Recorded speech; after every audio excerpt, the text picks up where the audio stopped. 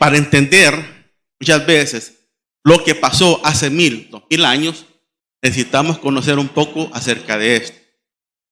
El hermano que me precedía decía que va a haber una competencia de Jonás.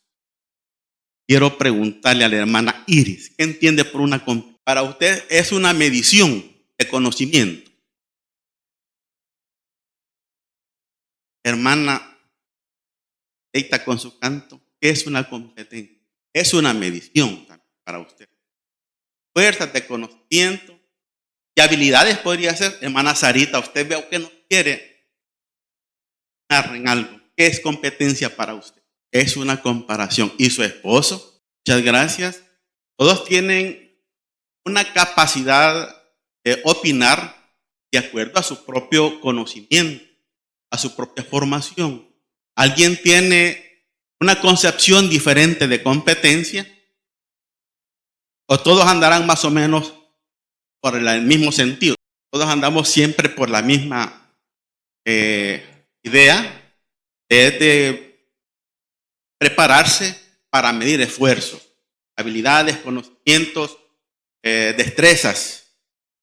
Fíjense que las definiciones siempre se dan por connotación o por definición, connotación y deducción. Fíjense que la connotación es como una definición accesoria a la, denotación. Por denotación y connotación. La denotación es como el sentido original de las cosas, de los conceptos. Y con la connotación es la definición accesoria que se le da de acuerdo al tiempo, lugar. Por ejemplo, en nuestro país, ¿qué es un bicho, hermano? ¿A quién le decimos? ¿A los grillos? ¿A los grillos? ¿A los telepates? ¿A quién le decimos bicho? Bichos. A los insectos. ¿De dónde es usted, hermano? Perdone, ¿de dónde es? ¿A quién le decimos bicho, hermano? ¿A quién le decimos bicho? A los hipotes. A los hipotes. Pero bicho no es eso, ¿verdad? En el español estándar, bicho es otra cosa. ¿Qué es un bicho? Es un insecto. Pero nosotros le decimos bicho a los hipotes, que tampoco hipote es del español estándar. El español estándar es niño, ¿verdad? Así como hemos hablado de niño, de cipote, bueno, ahora hay un diccionario inglés guanaco que habla de esas palabras así, ¿verdad? De ese lenguaje coloquial. Y dice que el hermano Dani, ¿verdad? Dani habló de competencia, pero yo quiero pedirle al hermano Dani que me lea en 2 Corintios, hermano Dani, en el capítulo 3, me va a leer el versículo 4, 5 y 6, por favor.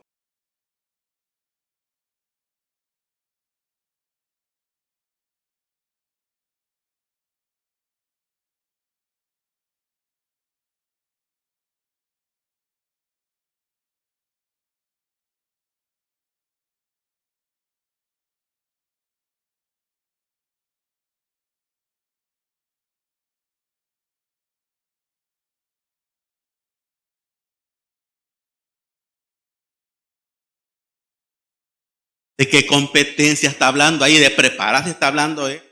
¿De medir fuerzas está hablando él? ¿De qué competencias creen ustedes que habla?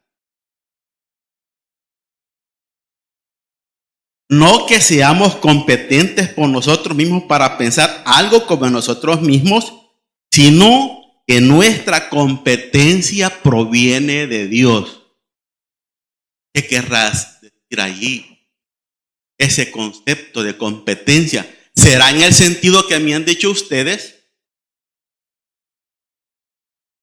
Oh, dice el hermano, ese sentido. ¿Y cuál será el sentido entonces?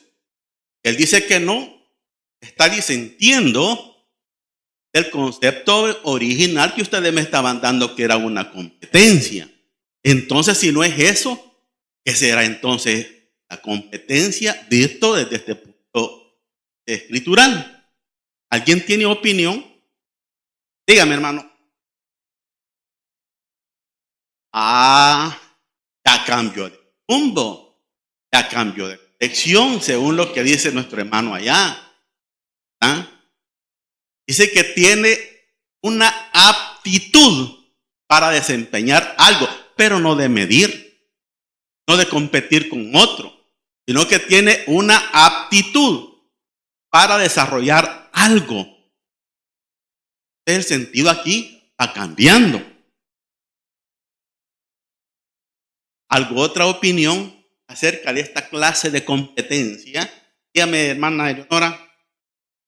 Es una competencia que la hermana dice que es una competencia, es como una meta.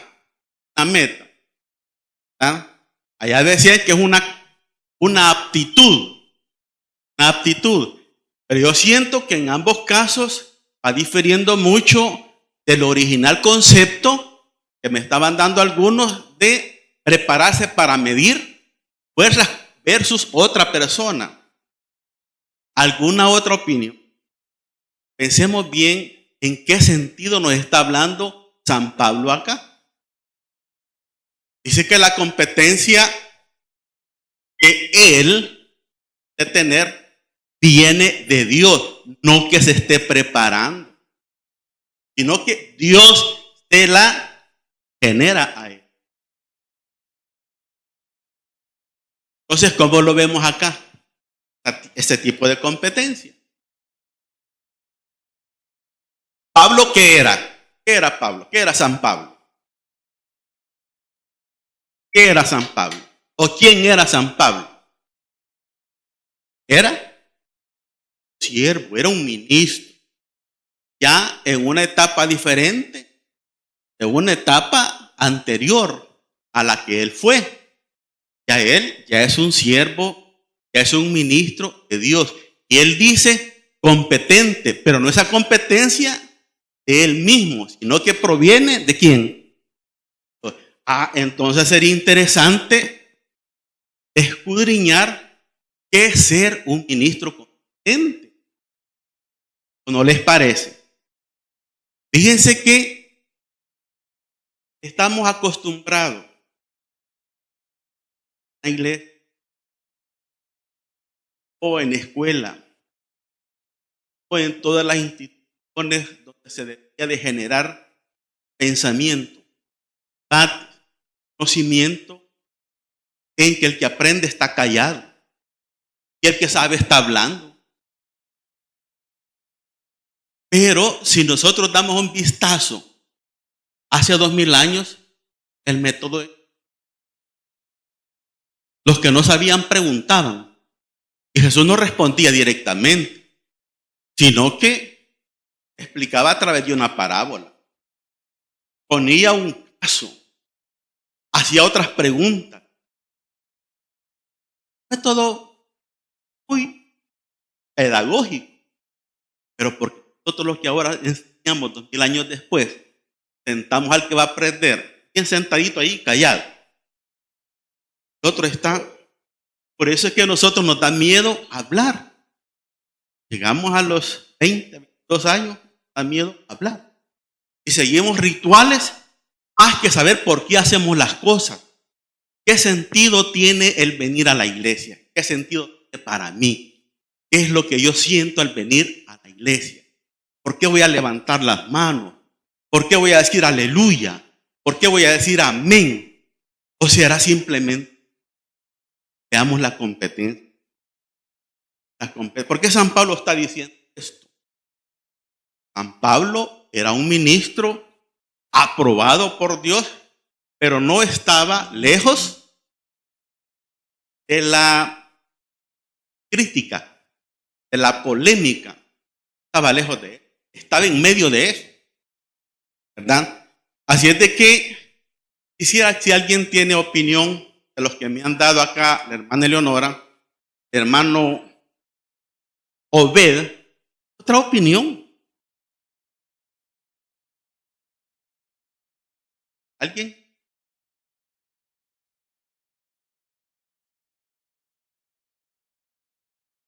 una destreza, habilidad. Fíjense, todos nosotros hemos trabajado durante poco, mediano, gran tiempo. Hemos hecho solicitudes y ahí escribimos nuestras competencias de acuerdo a la oferta de trabajo que se nos está ofreciendo. Ahora, bueno, en los países más desarrollados que nosotros, no le pide tanto cartón, sino la competencia de resolver problemas, tomar decisiones. Eso. Trabajar en equipo, tener buenas relaciones. A lo mejor, el presidente que estuvo antes, Donald Trump, ¿cómo se llamaba? Barack Obama. Era el hombre más inteligente. Y los grupos de poder querían como presidente. Era negrito. No era patrocinado por nadie. Tenía una inteligencia emocional. En algunas oportunidades he dicho anécdota que leí acerca de él. Los judíos no lo querían. Le tenían desconfianza. Porque él había dicho que iba a negociar y a dialogar con los iraníes. Y eso le causó cierto temor. Tal vez no temor, sino que poco de recelo a los judíos. Y lo invitan de una universidad y a que dieras una ponencia. Y llega el señor Barack Obama y entra corriendo. ¿Han visto a un tal Barack Obama por ahí? Serio. Si lo ven por ahí me dicen y me lo traen y duro con él. Eso es. Hablando de él mismo en tercera persona. Al ratito les estaba arrancando aplausos y le estaba sacando preguntas. Salieron de ahí. Él salió con millones de respaldo en bolsa y el respaldo de los judíos a su candidato. Eso hace a esta persona capaz. Lo hace con una competencia que no tenían los otros, que no tenían los demás. Entonces, vamos a intentar desarrollar el tema de la competencia. Es demasiado profundo como para que nosotros lo entendamos o vayamos a desarrollarlo con profundidad en este poco tiempo que se me ha encomendado. Vamos a ver algunas cualidades o características de un ministro competente. Aquí hablaron de ministerios. Hay ministerios acá, hay ministros aquí desarrollando ministerios.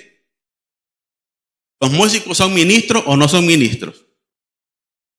¿La hermanita Berenice es ministra o no es ministra? ¿Sí?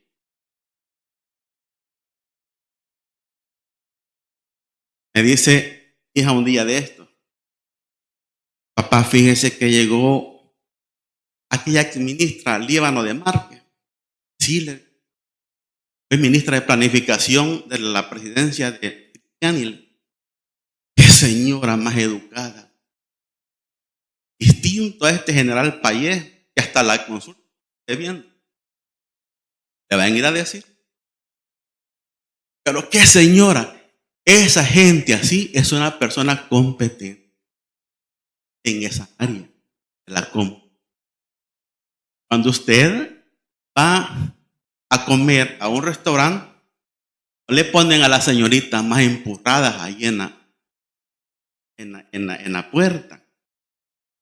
O no le van a poner a alguien que tenga la cara como le van a poner a alguien que tenga la cara como la hermana Iris. ¿Para cuántos le voy a hacer? ¿Cuántos vienen con usted? Deben de tener. En la escuela recuerdo que siempre tenía a la par de la portilla maestra, para dar una. ¿Seremos así los ministros competentes de esta iglesia? Cuando viene alguien extraño, contéstese. Eso usted, que valoremos nuestra competencia como ministros, porque aquí, desde que entramos ahí por esa puerta, hemos sido bautizados, hemos sido limpiados, hemos sido perdonados, somos ministros. Por lo tanto, debemos tener esas señales, esas cualidades de todos ministros de Cristo. Vamos en primer lugar, características del ministro competente. Debe de saber, un conocimiento debe de estar acá, pero ¿saber qué? Saber qué es lo que cree, en quién cree, por qué cree. Amén. Hermano, usted que canta, perdone hermano, te conozco, estoy hablando con usted, pero ¿por qué no le conozco? Yo no le por alguna. Pero léame usted, por favor, ayúdeme con Génesis 41:33.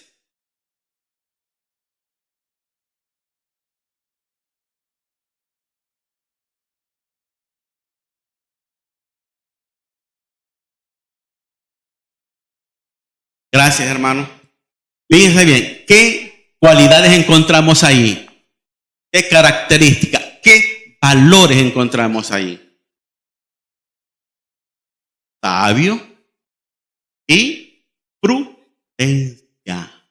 Prudencia. ¿Cómo definimos la prudencia? Hermana Emma, la definimos. ¿Qué es ser prudente?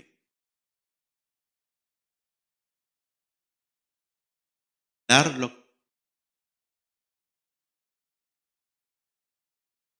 Otra participación, ¿qué es prudencia?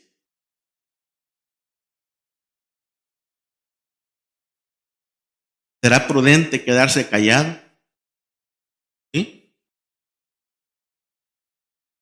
Cuando no se sabe, es prudente quedarse callado. Pero aquí el verso nos está diciendo, por tanto, provéase ahora faraón de un varón prudente y sabio. Y no lo está diciendo el faraón, lo está diciendo, sí, y pónganlo sobre la tierra de Egipto. Fíjense bien que para estar sobre y no bajo, hay que empezar siendo sabio, siendo prudente. Porque deberán haber sabios que no son prudentes. Son prudentes. Veamos en Génesis 41:39, hermano, 41:39. Trajo Biblia, ¿verdad? Cuando trajo.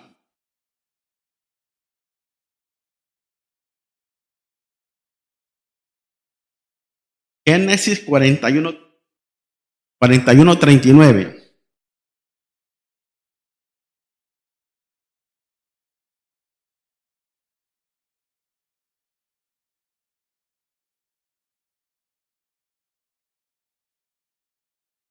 Bueno, ahí está la respuesta. Ahí está la respuesta. He escuchado desde este púlpito la excitativa a estudiar, a prepararse. Ahí estaba el puesto en un tiempo de crisis en Egipto y estaban las condiciones para un futuro administrador, alguien que preside, y el que preside es un presidente sabio. Le dice Faraón, pues que Dios te ha hecho saber todo esto, no hay entendido ni sabio como tú. Y me estás dando el consejo, porque entonces no te quedas tú. Hay pocos puestos de trabajo en este país, solo aquí. Hay una señora que se llama Domitila, que a mí me rompe el corazón cuando la veo con su gorrita, una su cosa aquí que dice alcaldía municipal, una pala y con una carreta, limpiando las acequias de la calle a las 2 de la tarde, recibiendo ese sol tremendo. ¿Y saben por qué? Que estuvo a la par mía. Yo siempre digo, Domitila, adiós. Pero no pasó de primer grado. Sus condiciones económicas en ese tiempo eran paupérrimas. No había extrema pobreza, había extrema miseria en ese tiempo. Se podrán poner a reír, pero éramos como 3 estudiantes los únicos que llevábamos zapatos. Y los que llevábamos zapatos hacíamos las planas con libretas de papel de empaque. No habían los famosos paquetes escolares de ahora, que le están costando a usted, al contribuyente, la friolera de $70 millones. Eso, para que los tiren los gobiernos sin ningún valor.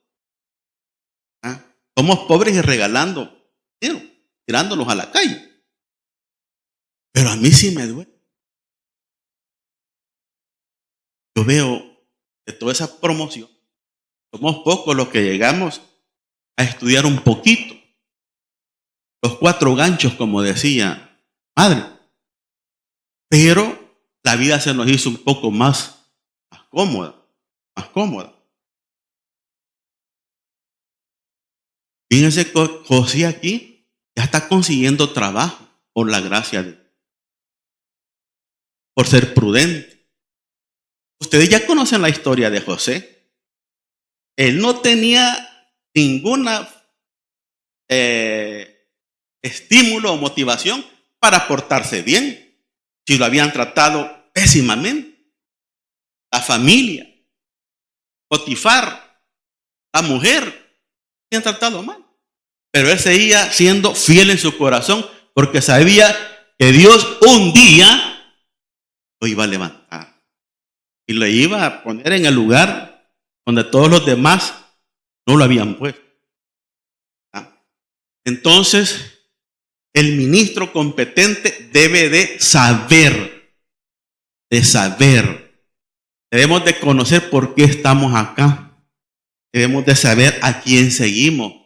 ¿Cuál es la diferencia entre Jesús y Bahá'u'lláh? ¿Cuál es la diferencia entre Jesús y Siddhartha Gautama? La diferencia entre Jesús y cualquier otro de los que ahora salen a diestra y siniestra. Sai Baba, que a veces hasta gobernándonos están seguidores de esa gente. ¿Y por qué de Cristo? ¿Por qué no? Porque los cristianos queremos esforzar. Nos conformamos con solamente estar matriculados, pero no. Desde los forcémonos.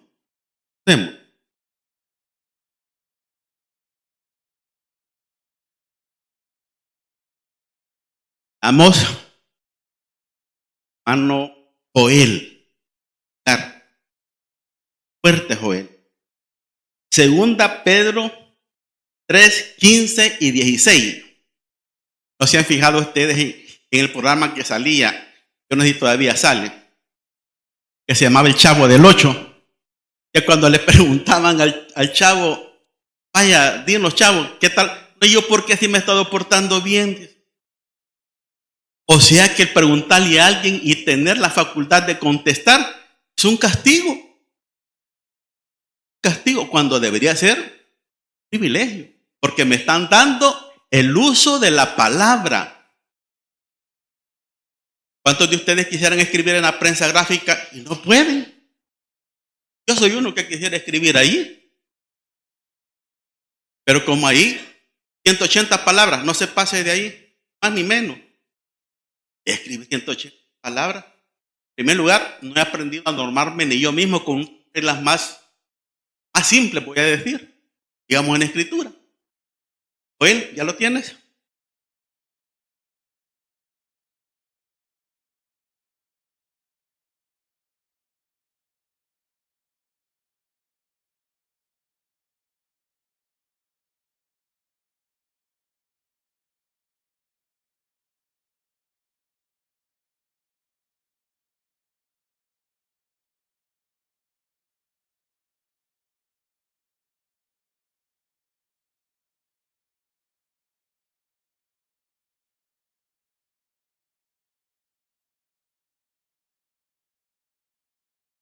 Allá le estaba reconociendo la sabiduría y el conocimiento a José, Faraón.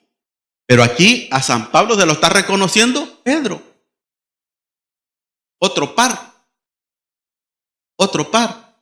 Y él mismo está diciendo que hay algunas de las epístolas que San Pablo escribe son difíciles de entender. Para Pedro, imagine, para Pedro, otro siervo lleno del Espíritu Santo, pero está diciendo que las epístolas que San Pablo escribe son difíciles de entender. Por eso, muchos que solamente aprenden unas cuantas cosas, las están torciendo.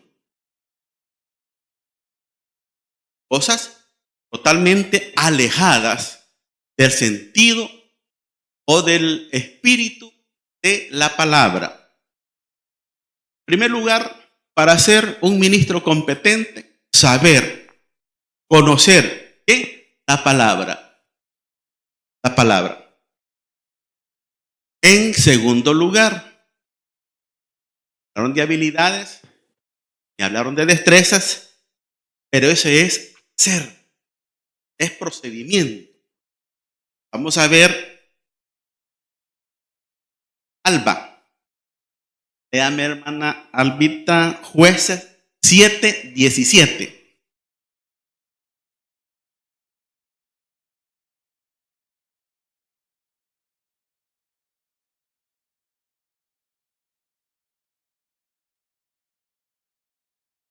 Bueno, allí se trata de un pleito, una lucha que había entre los madianitas y Gedeón les dice qué es lo que deben de hacer. No sé si le instrucción más, cuál es el propósito, el objetivo, no sé. Pero aquí se está tratando de hacer una forma, un procedimiento para ganar la batalla. En este tiempo, quien daba las instrucciones a través del líder era Dios. Y si Dios lo decía y el siervo lo repetía, los demás tenían que hacerlo. Es diferente de ahora, que si Dios inspira a un líder a hacer tal o cual procedimiento, situación, actividad, muchas veces el que le sigue decide hacerlo o no, pero en este tiempo era hacerlo. Fíjense que en el hacer, el ministro competente debe de conocer por qué hacer las cosas. Porque hay una etapa del aprendizaje que se llama instrucción, donde el pensamiento no está involucrado. Es el caso de la instrucción que reciben los que van a las Fuerzas Armadas. Ahí les dicen que hagan las cosas, pero no les dicen el propósito. Es por eso que muchos elementos han caído en grandes problemas. Todavía una acción que se dio aquí en 1989, uno de esos señores está siendo juzgado en España. ¿Por qué? Porque solo ejecutó sin pensar las consecuencias de su acto. Reciben una orden, vayan a hacer esto y esto. Lo van a ejecutar, lo hicieron, sí lo hicieron, pero sin poner el conocimiento, que fue lo primero que vimos nosotros. No sé si me están entendiendo o me estoy dando a entender, hermano. En primer lugar, saber. En segundo lugar, hacer, pero primero sabiendo, no desconectados del saber, sino que saber por qué hacemos las cosas. Les decía, ¿cuál es el sentido de venir a la iglesia? ¿Cuál es el sentido de que nosotros decimos amén? ¿Qué quiere decir amén? Así sea. ¿Y aleluya? ¿Qué quiere decir aleluya? Viendo una vez una serie, cuando yo estaba chiquito, más chiquito, se llamaba Bonanza. Y se ve en Cartwright, el cocinero. Era un chino que muchos les protestaba. En vez de llamarte aleluya, deberías de llamar Jeremías. Pero quien no conoce la escritura no entendió qué le quiso decir Ben Cartwright. ¿Qué le quiso decir, hermano? ¿Qué le quiso decir? Ajá, y aleluya. Exacto. Había una contradicción y eso le dijo Ben. Y quizás leía la escritura, Ben Cartwright, ¿verdad? Aunque los artistas cualquier papel pueden hacer. Hasta de Jesucristo han hecho, ¿verdad? Acaba de morir. Jesucristo superestrella era Jesucristo. ¿Cómo se llamaba? Acaba de morir. Hilo. Todavía está llorando la hermana. Bueno.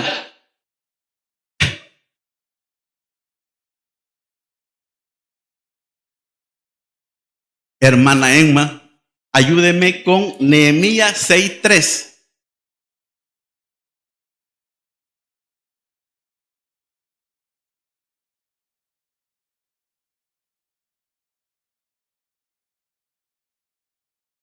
Hermana Ruth, ¿de qué obra está hablando ahí Nehemías?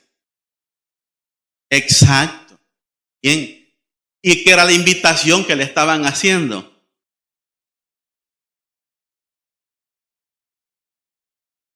¿Para qué? Y para que la obra va a ir a ensayar, pues, el bajo. Fíjate que hoy es la final de la Champions. Yo tengo que ir a hacer una gran obra, a prepararme porque voy a tocar, a orar, para que seamos idos a la hora de estar registrando la alabanza. Es decir, la obra que usted está haciendo debe tener sentido. Le digo, hermana, y le comentaba a otros allegados, donde yo vivo, desde hace como 3 años empezaron a cobrarnos impuestos de las fiestas patronales. Y miren, qué tremendo. Fue en agosto. Enfrente de la iglesia, los estancos, cervezas, mujeres, imagínense, mujeres ahí. Cuando yo salgo a caminar, 4 o 5 de la mañana, 4 no salgo, o 5 de la mañana, así. Los hombres todavía, todos ahí atarantados y enfrente de la iglesia. Esos jamás van a ser ministros competentes.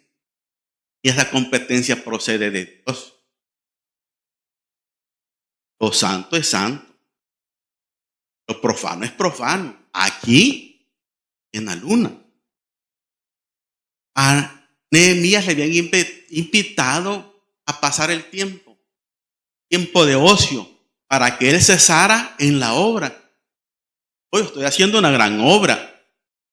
Acá desde los hermanos muy amables ponen allí a dar el espacio cuando va a aparcar. Qué bárbaro. Yo preguntaba un día de este hermano de qué amable el muchacho. Felicito. Cada uno en el momento donde lo designen. Miren, yo cuando voy a pasar acá, desde el momento que me dicen y digo que sí, yo siento un gran compromiso. Cuando alguien le dice, es que por compromiso vino. Sí, por eso, por compromiso, porque si lo hubiera tenido no hubiera venido. ¿Ah? Claro que sí. Es que vos por compromiso lo hiciste. Claro, por compromiso. ¿No? hermana Leonor. Lucas 13.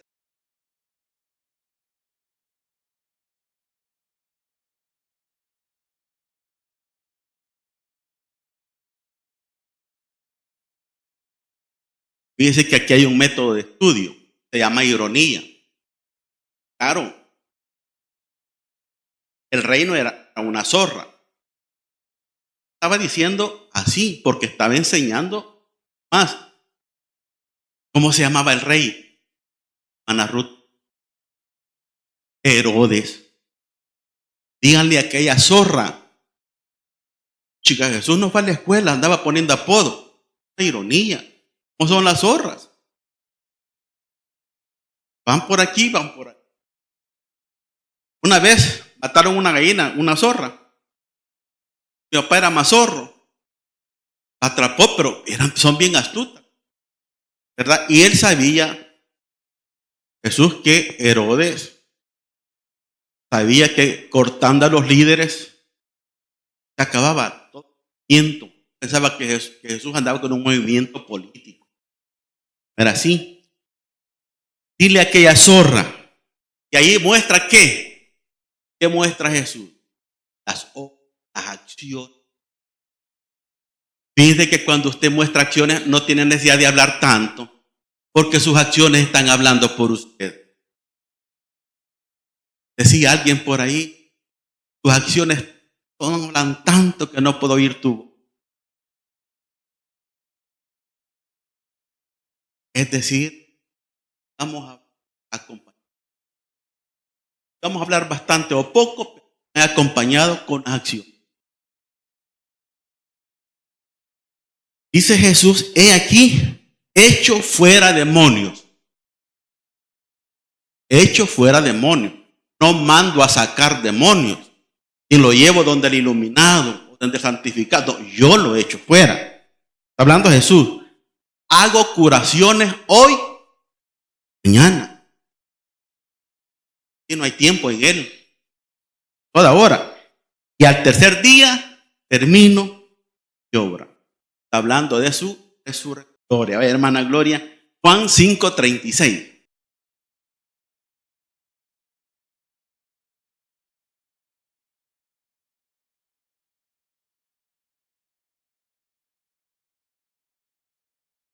¿Ven? El discurso el que da testimonio. Si no, vos sos cristiano. Es que mira lo que estás haciendo. Cantando ahí, mira la charamusca o cantando ahí.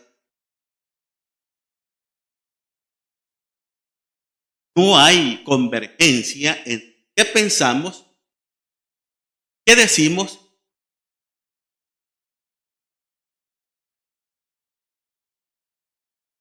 Saben, les voy a decir una cosa. El primer órgano del Estado, El Salvador. ¿Quién es, hermano? El primer órgano de nuestro Estado salvadoreño. ¿Quién es? La Asamblea.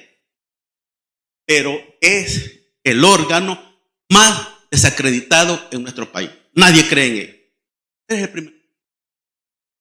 Miren, ¿en qué país vivimos?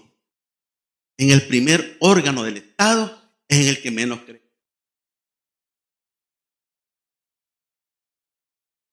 Pero Jesús está dando testimonio de él, porque las obras que el Padre le encomendó, esas está haciendo.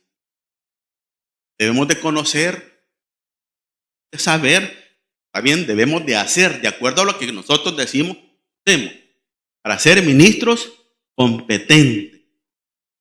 Y la otra que tenía por aquí, por lo cual, si lo hago de buena voluntad, recompensa tendré. Pero si mala voluntad, la comisión me ha sido encomendada. La hermana Berenice decía hace poco, el pastor preguntó, ¿cuál es la comisión? Predicar el evangelio.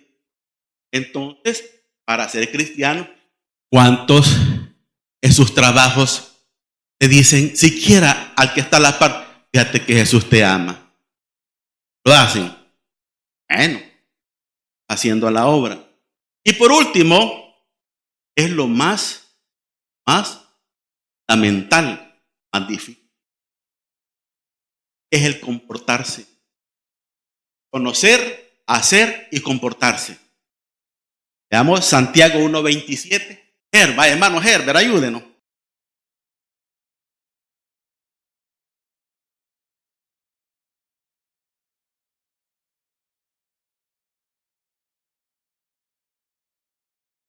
Fíjense que nosotros somos seres gregarios, no podemos vivir aisladamente. A los que vivan aisladamente se les llama anacoretas. Allá hay uno en Suchitlán que vive en una isla, en una cueva, vive él solito ahí. No sé cómo hace para vivir, pero ahí vive. Pero nosotros no podemos vivir solos. Hay una película de un hombre que cayó en una isla y a la pelota le puso Wilson, le puso ojos y con él hablaba. ¿Para qué? Para no volverse loco. ¿Ya la vieron ustedes? ¿Cuándo me la van a contar? Wilson le puso y todos los días le hablaba a la pelota. Fíjate Wilson que ahora, que no sé qué, que no sé. La pelota ahí. Entonces, ¿por qué no extendemos el grupo que nosotros tenemos? ¿Con quién habla más usted, hermana, cuando viene a la iglesia? ¿Con quién habla más?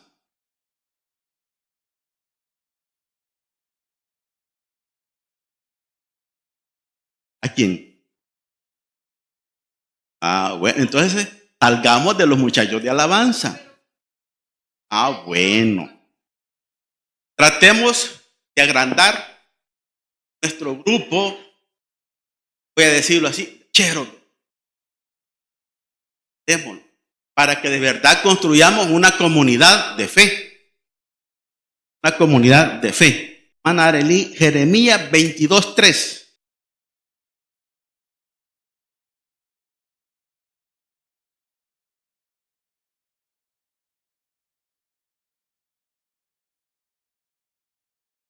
Gracias, hermano. El texto aquí es bien retador. Retador. Vamos nosotros a asumir aquello que esté en nuestra facultad poco a poco. Porque, por ejemplo, dice hacer juicio y justicia. Fíjense bien que en una familia, desde el que tiene más fuerza le hace injusticia al que tiene más fuerza. Usualmente en los hogares integrados, el papá tiene más músculo y habla más fuerte, le hace injusticia. Y la mamá al hijo mayor y el hijo mayor al hermano que le sigue y así, hasta que el más chiquito le mete una patada al gato. Pero así se va yendo la injusticia en una familia. Se entiende que no es necesario hablar en lo macro, en el Estado, sino en los grupos en sí, en los grupos pequeños. En el primer gobierno de izquierda que hubo aquí, uno de los eslogan era incluir. Ellos solo se incluían, hermano. Y la iglesia, fundamentalmente, por tradición, ha sido muy excluyente. Deconstruyamos eso, hermano, seamos más incluyentes. Yo veo que esta iglesia está en ese camino de ser incluyente. Veo que no se fija mucho en la forma como tienen vestidas las señoritas, aunque cuando ya se tiene una responsabilidad, uno sabe cómo vestirse. Si no es por la escritura, sentido común. Saben que originalmente las modas fueron para disimular defectos de los cuerpos, pero ahora como que son hechas para enseñar los defectos de los cuerpos. ¿Por qué? Porque todo se basa en...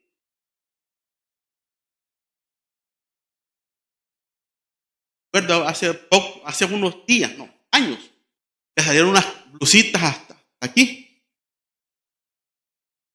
Señoras con reverendas estómagos que las usaban.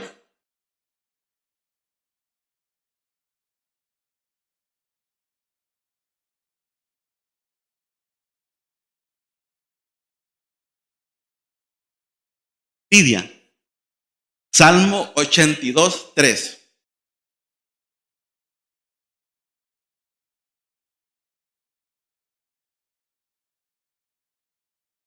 tratemos de hacer más amigos. Violencia y odio, este país está inundado. Está inundado. A usted lo regaña el cobrador, el de archivo del Seguro Social, lo regaña el motorista. ¿Quién no lo regaña a usted? Regale una sonrisa, por ejemplo, una sonrisa, pero que sea así, que no sea. Les bendiga, hermanos, tratemos de ser ministros competentes. Esa competencia nos la regale Dios, esa gracia para hacer la obra de Dios y que seamos creíbles al mundo. A veces ni en la propia casa nos creen. Seamos creíbles. Dios los bendiga, no le guarden su camino. El pastor ha terminado su predicación. Si todavía no has aceptado al Señor Jesucristo, te invitamos a hacer con nosotros la siguiente oración.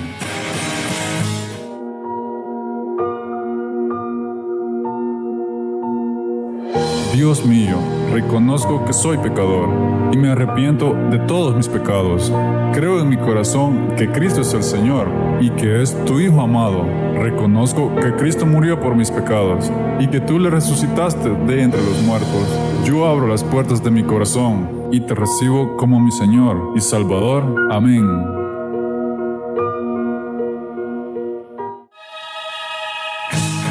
Si has hecho esta oración y has creído en tu corazón, tu nombre ya ha sido inscrito en el libro de la vida y hay gran gozo en el cielo. ¿Qué hacer ahora? Acércate a la iglesia cristiana que esté más cerca de ti. Lee la Biblia y pídele al Espíritu Santo que te dé entendimiento para discernir su palabra.